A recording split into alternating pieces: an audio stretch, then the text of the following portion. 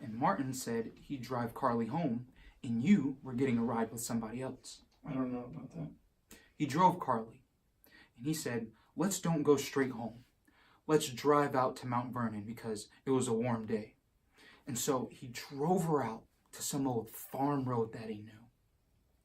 And it cut through a cornfield, and then it turned, and it went down this hill into some woods, and where there was a stream. It's a long story. The story's fresh, so I just heard the details, okay? Well, why are you telling me? To show you why you should have known. Isn't that what you wanted to know?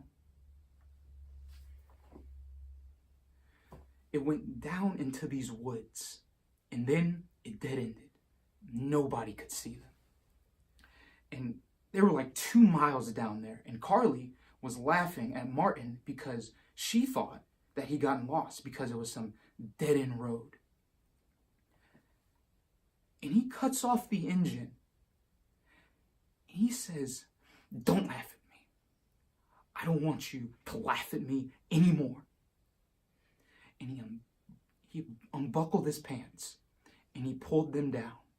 And he pulled down his underwear too, because he wore briefs, right? Not boxers. He did. And Carly said it was so weird because she thought maybe he just needed to take a piss or something. But before she could figure it out, he basically shoves himself over and pulls her onto his lap. She was wearing a skirt you bought her at Marshall's.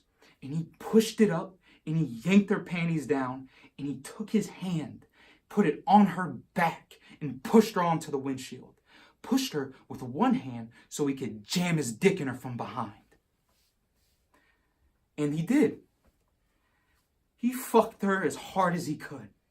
And Carly put her hands up on the windshield, but her forehead just kept smacking the glass anyways.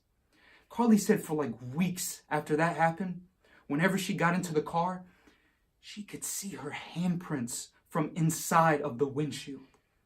And she was a virgin, and there was bleeding. And she bled all the way home. And when they got home, you were already there. And you were in the kitchen when they came in.